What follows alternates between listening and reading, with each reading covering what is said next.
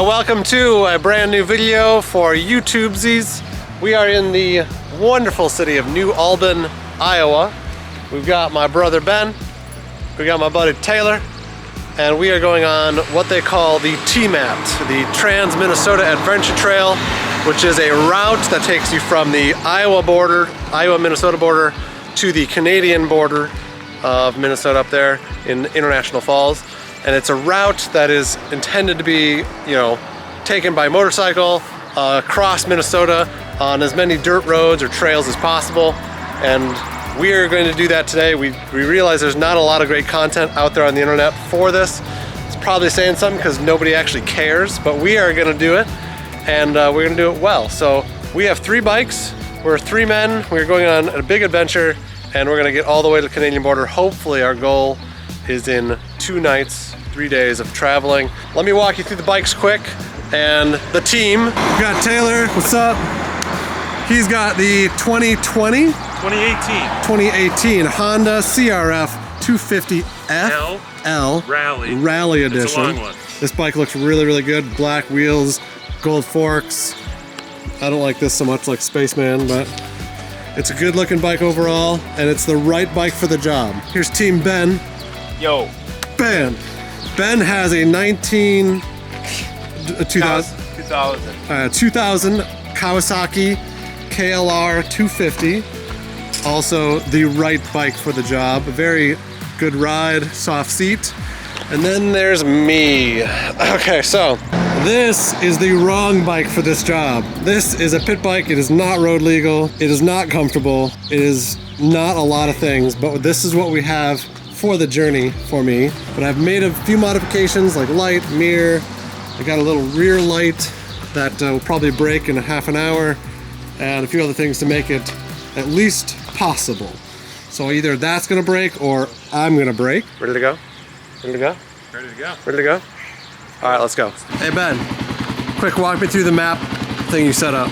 What? For the people at home. For the people at home. Well, here's a phone with a map on it, and the trail that I plotted out. What app is this?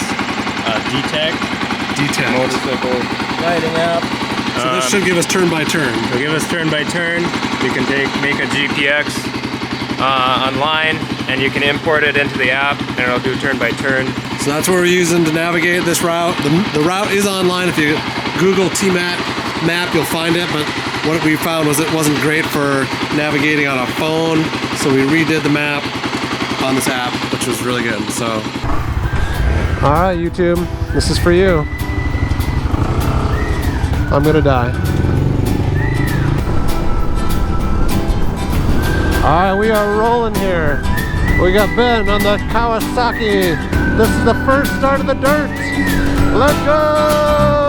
I wanna wander out of the valley where the river takes us far away from home. Time to ponder in the fields around me, where there's nothing but the breeze and the great unknown. Leave your worries and your suitcase.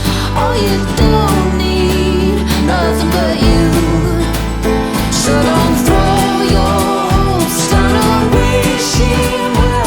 It's your heart's desire. This whole adventure came about several months ago when my friend Taylor sent me a message and asked if I had ever heard of a thing called the TMAT, the Trans-Minnesota Adventure Trail. And sort of embarrassingly, I said I didn't, as I grew up in Minnesota my whole life. I've spent here and been an active off-roader and dirt bike rider and ATV rider, and I had never heard of this thing, and I was very curious, and I think that is the primary idea behind this video, is making sure people know that you sometimes don't have to look very far to find big adventure. Sometimes it's right out in your own backyard.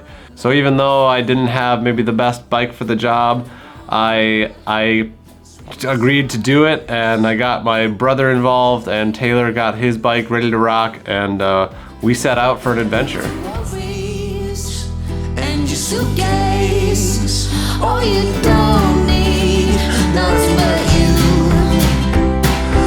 So that first day we set out at the starting point on the Iowa-Minnesota border in a little town called New Albin, which really is a small town that you probably would never happen to drive through by chance, but that is the starting point for this route, and you immediately get on dirt roads from there.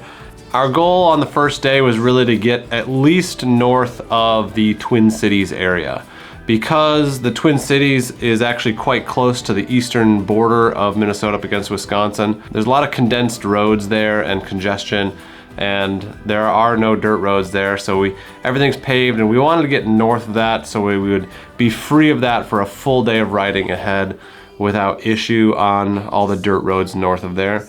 So our goal was at least getting north of that and hopefully up to the Hinckley area. That's where we were aiming for the first day. How are you doing?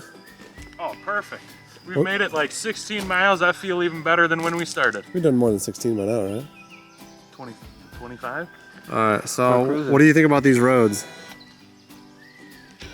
Me? Yeah. Oh, they're freaking awesome. Freaking awesome? Freaking awesome.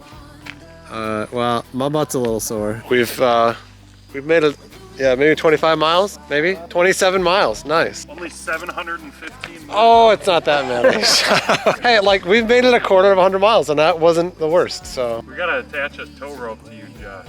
Yeah. That's what I was thinking. Once we get on like the interstates and stuff, you can just grab onto our bike. Yeah, right. Put it in neutral. What we soon ran into on the first leg of the journey was really quite astonishing, and I've been in the area a lot in southern Minnesota and in the river valley, but I've never explored the area on the dirt roads.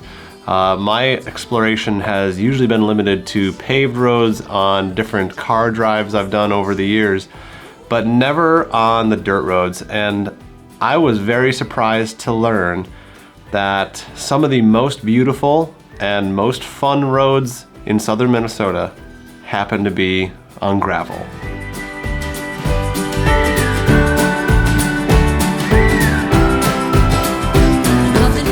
It didn't take long for my body to start aching in certain areas on my little bike, which is basically made for a 10-year-old child. But I knew this going in, and that did not stop my perseverance to finish this very long weekend getting our way up to the Canadian border. However, I might have started complaining at some point. Yeah, feeling pretty good. Butt gets a little sore. Oh, my butt is so sore. I'd be lying if I said I was comfortable. So we started riding at 8 a.m. in the morning, and at about 2 p.m. we were rolling in through Hastings and across the Hastings Bridge, well on our way into the Twin Cities, which was a really big encouragement knowing we had made it in a pretty decent time, and we're gonna be ahead of schedule for day one.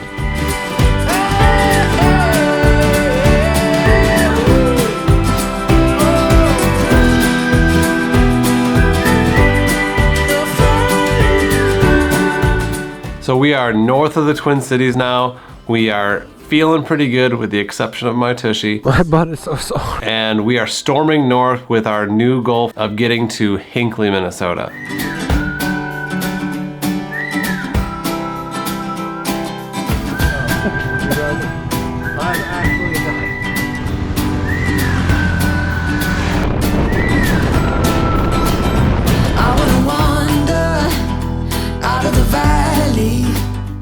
I think we're getting close to our destination. Ben.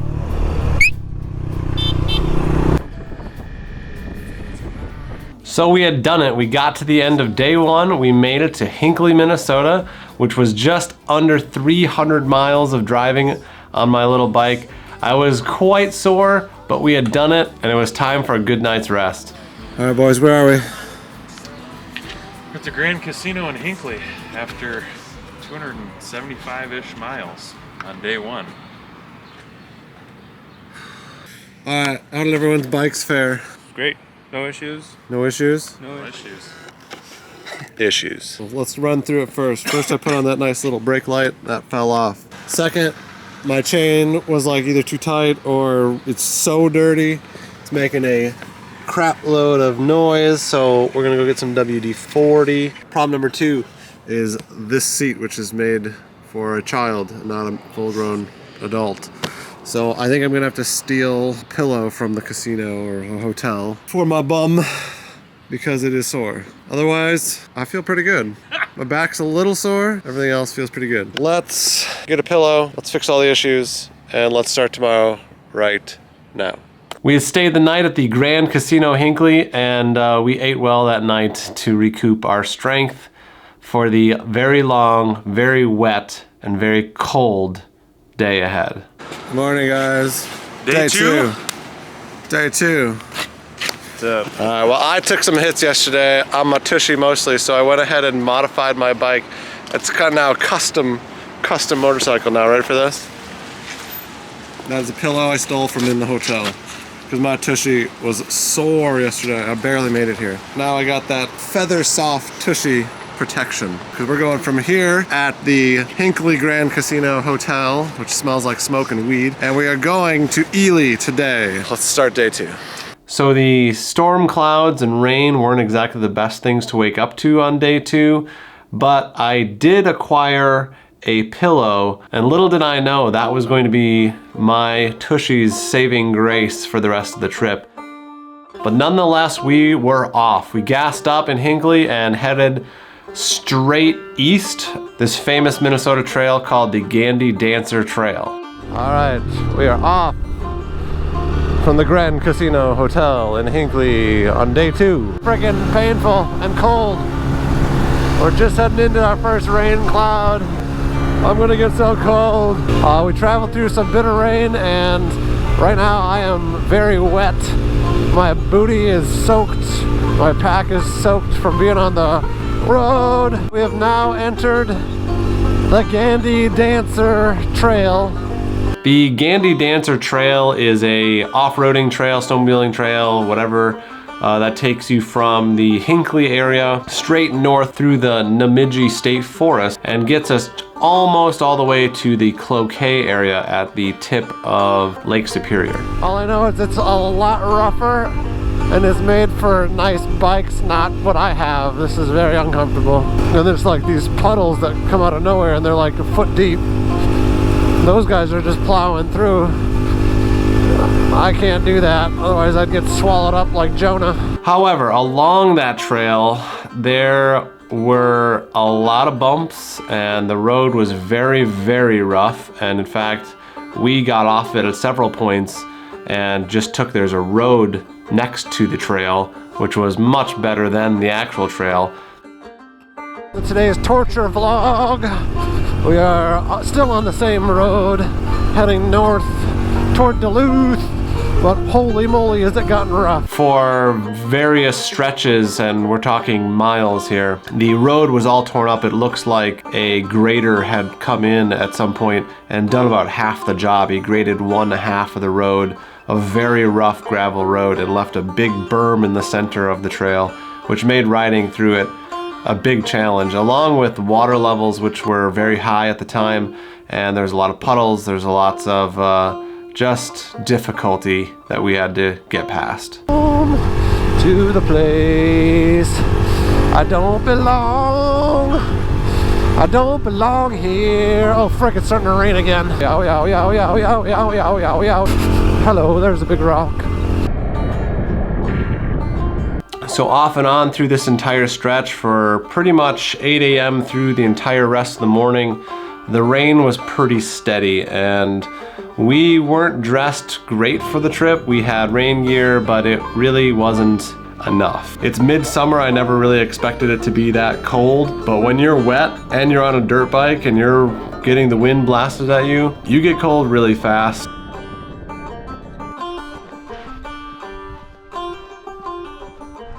It just was pure torture all day long, so. Is that from the mud or is that from you? I shot myself a couple times there. Gandy Dancer, or whatever that road was bad. And puddles. Bumps and puddles. Sticks. Sticks, I almost just like punctured my whole situation with that giant stick. We're gonna push forward.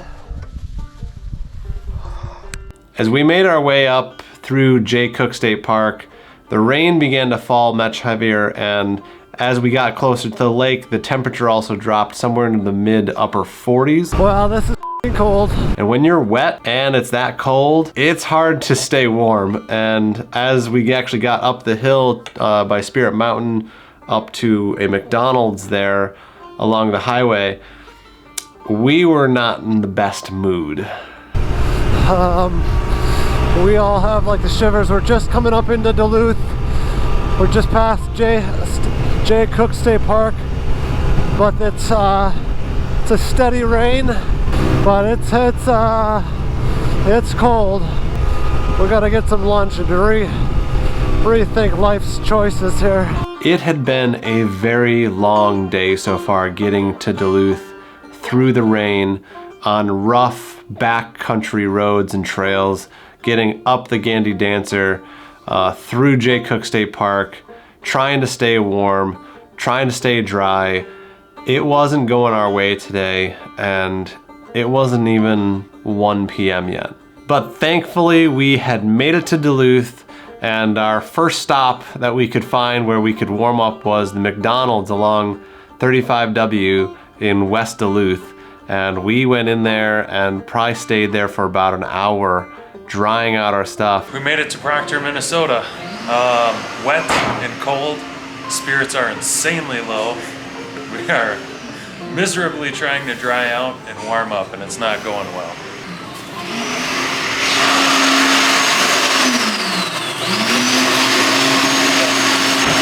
It was at this moment our kind of team morale was at its lowest. We were all very, very cold, and we knew that if this weather was going to persist, that we probably couldn't make it without adding an extra day on our trip. Thankfully, after a number of McChickens that we ate, we were happy to see that the weather report was getting better. All right, so we actually just about almost died coming through Duluth. It was pouring rain, and probably I'd say at the time it was raining 50 degrees. 45. Or colder, 45. Got saved by McDonald's. But back on the road, because we got to get to Ely tonight, which is like 5 more hours of cruising. So let's go. Got a little dippy going too fast out here. It sure did. We're not doing so well. Got a pillow strapped to my bike. We just froze, but we're all better now. Thanks, McDonald's. Things changed quickly, thankfully, and after only an hour of time sitting in that McDonald's drying out our undies in the hand dryer in the bathroom, the weather report turned around and the sun was on the way. Our morale picked up fast, and so did our pace. Everybody, if you can hear me, spirits have improved a little bit. We're on top of the hill in Duluth, doing a little bit better, but we decided to keep going instead of chickening out here. We're definitely still wet. We're definitely still cold, but it is better. The bad weather has passed. The sun is coming up at our backs here soon. Morale had done a 180 flip turnaround, and we were back from the lowest part of our trip to the absolute highest when the sun was out, and we were gonna make it to Ely that night. Everybody, look at these beautiful blue skies. Heck yeah. God, thank you very much. That is a true answer to prayer. Been praying for like the last 6 hours for the rain to stop, and it has. We are north of Duluth. We have a good route, and we are heading to Ely, baby, to end our day 2 adventure on the TMAT with Team Taylor, Josh, and Ben. Hey-o! This stretch of the road is really fun. It's really rural, and there's really not a lot of traffic or people or towns you go through, but it's an area of Minnesota with some of the best side trails along the highway. There's off-roading little trails all over the place, a lot of fun hills, a lot of jumps. That was a fun pick-me-up as we made our way to our final destination for the night in Ely, Minnesota.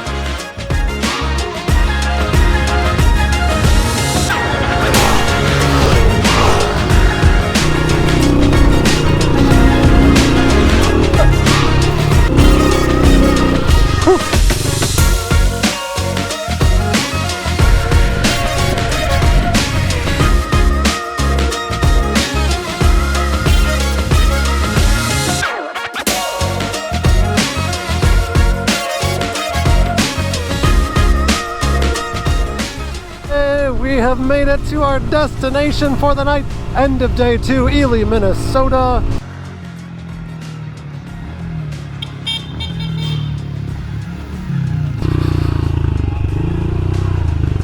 Yeah, here we go. Yes, baby. Yeah. So we rolled into Ely, Minnesota on top of a cloud, feeling great. The sun had given us a huge pick-me-up, and we were ready for a good night's sleep and to start our final day the next morning. Everybody, welcome to day 3. We are in Ely. Stayed the night here. We're thankful and grateful for beautiful skies today, not rain. Yeah, let's rock and roll. After a good night's rest, day 3 started off great with sunshine and birds chirping. We began our trip from Ely, Minnesota, where the route takes you through Ely and up the Echo Trail. The Echo Trail is about 40 miles of dirt, and it brings you up to the Crane Lake area.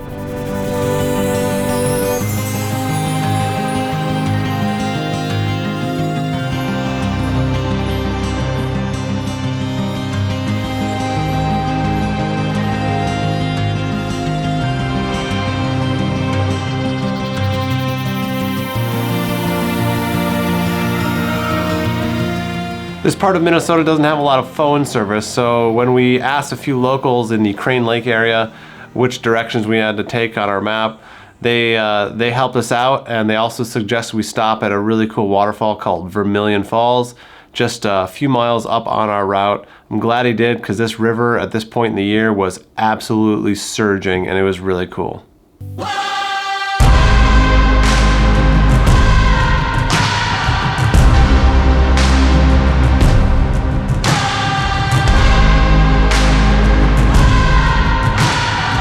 We're at Vermilion Falls, checking it out up near Crane Lake. Took a 5-minute break here to get some cardio. Now it's back to the bikes. Most of the rest of the journey from this point on up to International Falls was on really nice, really remote logging roads. We're now doing our last kind of big run here. We're north of Crane Lake, heading for International Falls. We're on these kind of like back roads, but otherwise everything is good. We're just kind of putting along, making pretty good time.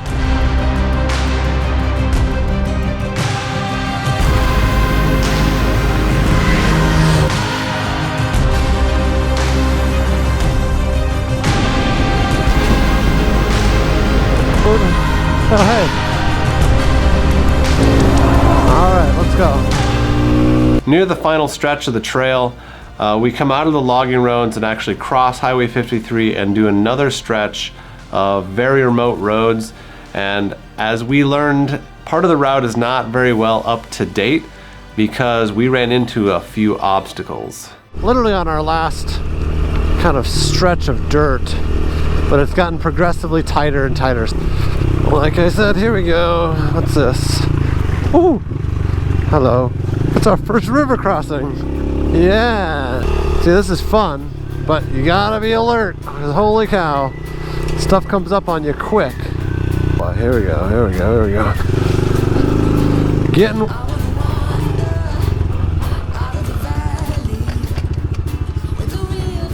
You got it? Oh, you okay? Hang on, you got a mirror in the mud. Did you hit a rock in there, or what happened? I didn't get mud. Oh, it just got twisted. Alright. Well, I caught it on film. Alright. Oh, almost ate there. Ow. Oh, there we go. Oh, owie, owie, owie. Oh, here we go. Oh boy. Oh, ah. Oh, here's a giant puddle. Holy sh. Okay. You want to go first? See how deep it is.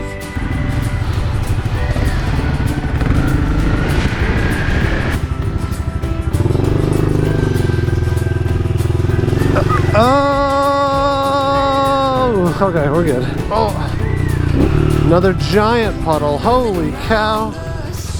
Okay, let's let him go again. See how deep it is.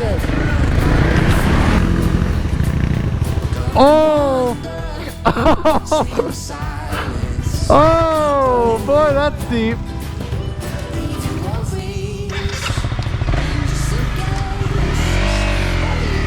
I cannot obviously go through that, so.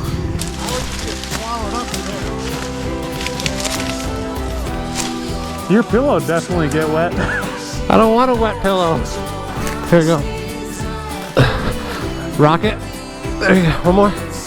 Oh shit. Ah.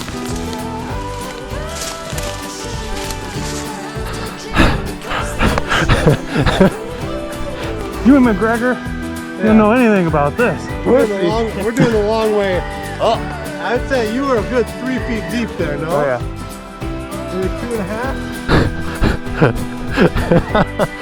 Well, the good thing is it's only going to get easier from here, right? Yeah.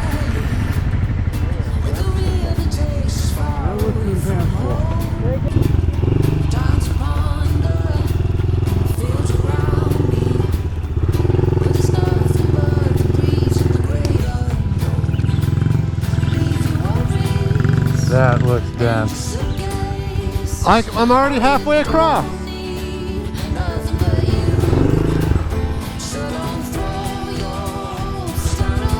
You coming? Guys, I think we could get through the woods. We might get our feet wet, but we can get through. We think we've got another route that's still on here.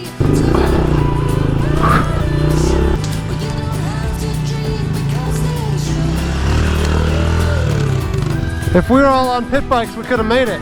Who would have thought the most challenging parts would be within 20, 30 minutes from the end? Realizing we hit a dead end there with the beaver dam and the pond it had created, we had to backtrack maybe half a mile to find a different route around. And thankfully there was one, because otherwise we would have had to go many miles back the trail we came. But there was another logging road that takes us around that. I think it's a little bit of a detour, but we were able to stay on track and stay on time. And eventually we got back to Highway 53 with only a couple miles yet to go to the Canadian border. In those final few miles, I had a little bit of time there to think about our journey, where it had brought us, the camaraderie we had among our team members, and just the opportunity to see our own state from a view that we have never seen before. And in that moment, that's when I really thought about the whole idea of the film being that adventure does not have to be far away. It doesn't have to be states away. It doesn't have to be in the mountains. It doesn't have to be on the seas or the oceans. Adventure can be right in your backyard. And in this case, we found a really fun adventure right here in Minnesota.